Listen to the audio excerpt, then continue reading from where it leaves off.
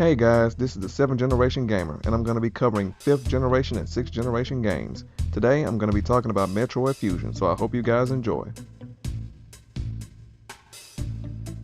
The game begins with Samus and a few members of the Biologic Research Station, aka BSL, hunting a few monsters on the planet SR-388.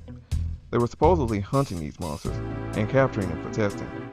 I say supposedly here because anything dealing with the Federation is usually shrouded in mystery. And 9 times out of 10, it always comes back to bite Samus, and she has to be the one to deal with the problem. Her or the other hunters who we more or less don't see in these games. But according to the Prime series, other hunters do exist, they just are either busy or the Federation just loves to rely on Samus for some reason. Anyway, after Samus helps them out, they get to the last monster that she is supposed to help them subdue, so they can capture it. But upon approaching it, they are attacked by the creature and Samus must destroy it. It turns out that this monster has been infected by a creature called the X. The organism, or I guess you could call it a virus, attacks Samus immediately, and after being attacked by the X and infected, she is at the time no worse for wear. She thinks that she is fine and helps the scientists collect the last monsters for research, and they leave the planet. As they return, she immediately feels that something is off, and she succumbs to the infection, instantly losing control of her ship, and her ship is sent flying into an asteroid field. She is discovered by the scientists from the Biologic Research Station, and they work on her to get her back to good health. Upon further research, they discover that they can't get the X that has attached itself to her suit off of her without hurting her, as it has attached itself to the organic parts of her suit and her body. After doing what they can, Samus is left in somewhat decent shape with a new suit which is essentially the same as the old suit, but with a new paint job. She comes to, and before she can even figure out what is really going on and get her bearings, she is told that there is a new mission for her and that something is going on at the research station.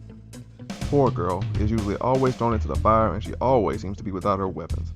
It's a running trend in these games, and while it is almost kind of like a fun joke in the Metroid community about her losing her weapons again, I would love to see what Samus could do in a game where she starts it off with all of her weapons. I'd imagine it would look like one of those Super Metroid speedruns, or this. Anyway, the game starts and you walk around a bit before you are immediately introduced to the scientists, or what remains of the scientists before you realize something is wrong. And that's just business as usual for the space bounty hunter. So she proceeds in and begins to do what she does best, wreck stuff and destroy private property.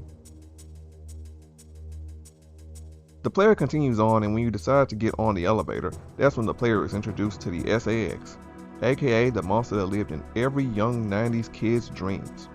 I'll tell you, there isn't a person who played this game when it first came out on the Game Boy Advance that wasn't terrified of this thing. The people at Nintendo knew exactly what they were doing here. So the game really kicks it into high gear after you are introduced to the basic mechanics and the main threat for the game.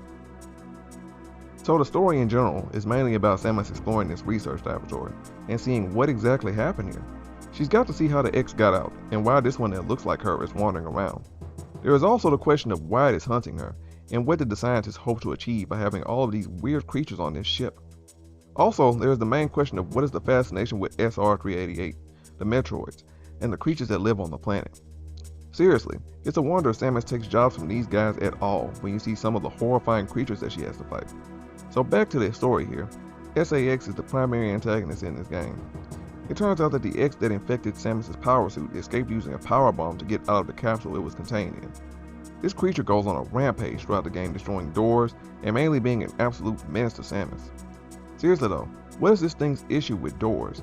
You only see it really attack something else a few times, but mainly it's wandering around shooting doors like, finally, I have hands now. It's time to get revenge on all of these doors I could never get past. Anyway, the game continues after you see the SAX and you get to explore the first section, which is Sector 1. And that is, you guessed it, a recreation of SR-388. I believe the Federation just has some sort of sick twisted love for that planet at this point.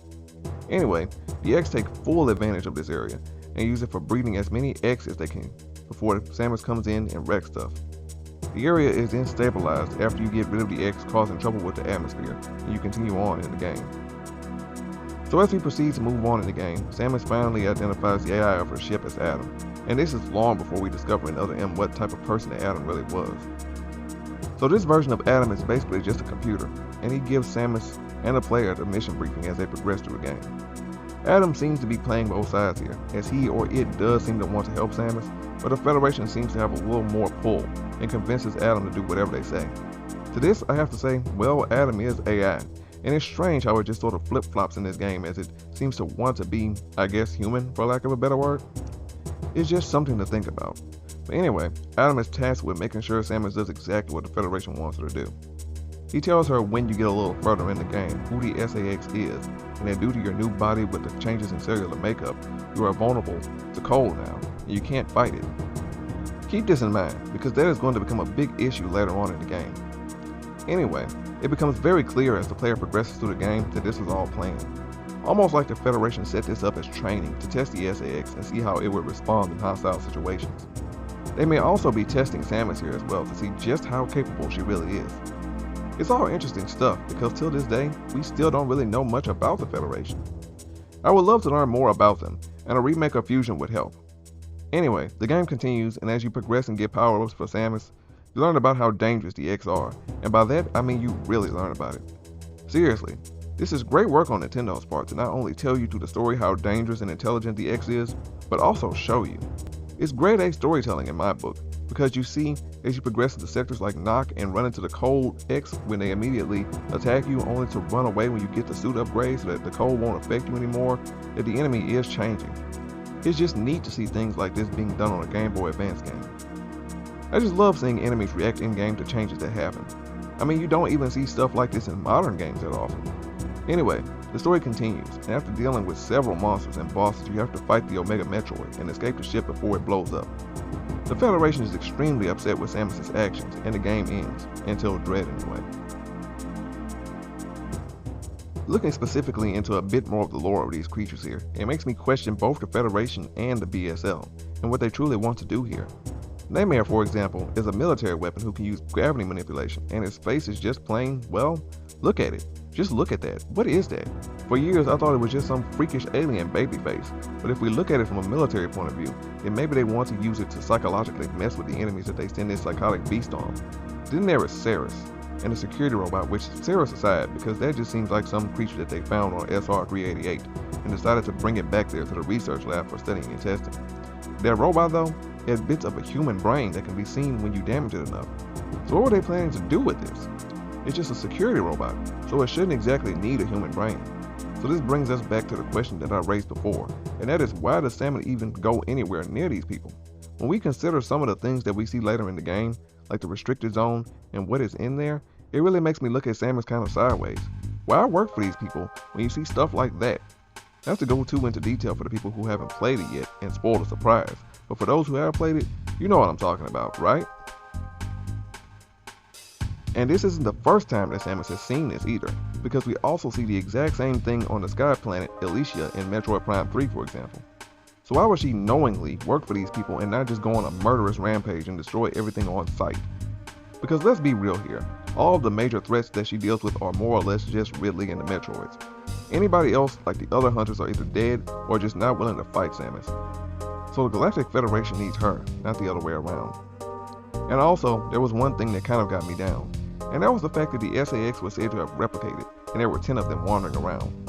Now I was looking forward to having to avoid these guys on the way out, and it just didn't happen.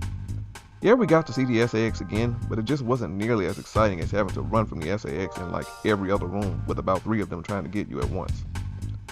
Overall, this game has and always will stand the test of time, I believe. Yeah, sure, some of the gameplay may feel a bit iffy at times depending on what you play it on, but I would still recommend it. The story alone is a huge selling point, so I would give this game a 5 out of 5. It's old, but it's gold.